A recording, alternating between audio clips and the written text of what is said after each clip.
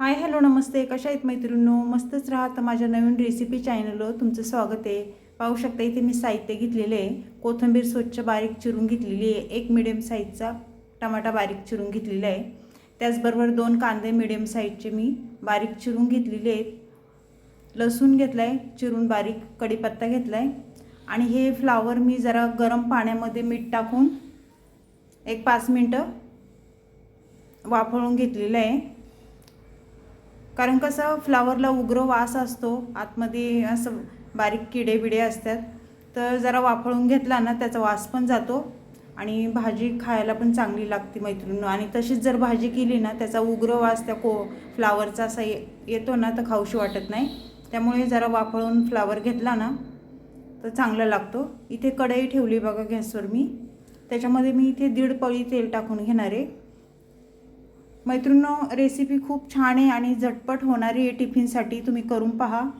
तेल तापल्याच्यानंतर 1 चमचा मी मोहरी टाकली. मोहरी छान तडतडली की जिरं टाकून घ्यायचे अर्धा चमचा.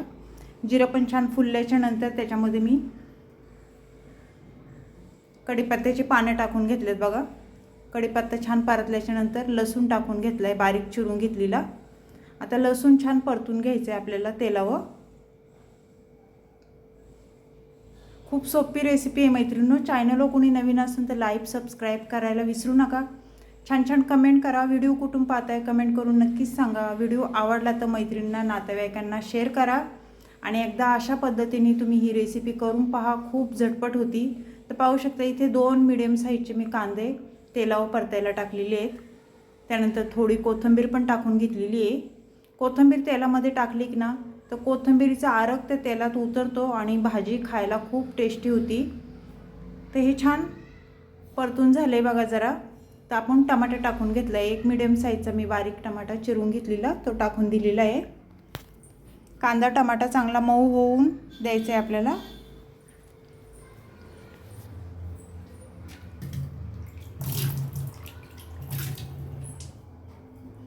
तर पाहू शकता कांदा टमाटा छान मऊ आपला झालेला आहे. तर पुढे आपल्याला 1 चमचा हळद टाकून घ्यायची. छोटा चमचा आहे हो. हळद पण तेलावर चांगली परतून घ्यायची बघा. हळदीने कसा रंग पण खूप छान येतो आणि हळद आयुर्वेदिक असते शरीरासाठी खूप छान. त्यानंतर इथे कांदा लसूण मसाला 1 चमचा घेतला आहे. थोडंसं लाल तिखट घ्यायचं आहे आपल्याला आणि हे मसाले चांगले तेलावर परतून घ्यायचे आहेत. मसाले तुम्ही तुमच्या अंदाजे कमी जास्त करू शकता मैत्रिणींनो. इथे पावभाजीचा मसाला आहे बघा, छोटं पाकिट आहे, ते आपल्याला संपूर्ण टाकायचं आहे. ह्या पावभाजीच्या मसाल्याने कसं भाजीला खूप छान टेस्ट येते. तुम्ही पण टाका. तर हे मसाले चांगले परतून घ्यायचे आहेत बघा. मसाले परतून झाल्याच्यानंतर आपल्याला फ्लावर ह्याच्यामध्ये टाकून द्यायचं आहे. आपल्याला ही सुकी भाजी बनवायची मैत्रिणींनो टिफिनसाठी. अगदी झटपट होणारी आहे. तुम्ही नक्की करून पहा.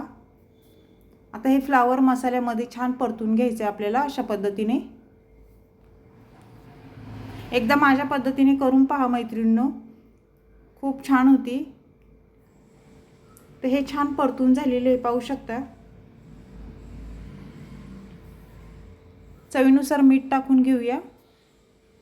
मीठ टाकून झाल्याच्यानंतर परत एकदा भाजी मिक्स करून घ्यायची चांगली. थोडी कोथिंबीर टाकून घेऊया.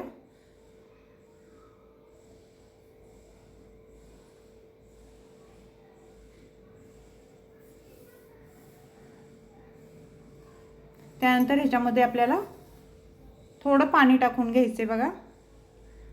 कारण सुक्की बनवायची भाजी पातळ करायची नाही, त्याच्यामुळे मी इथे थोडंच पाणी टाकून घेतलेलं आहे.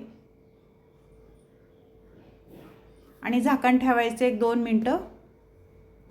2 मिनिटाच्या नंतर परत झाकण खोलून आपल्याला भाजी चेक करायची. भाजी छान वर खाली करून घ्यायची. शेंगदाण्याचा कूट टाकून घ्यायचं आहे बघा.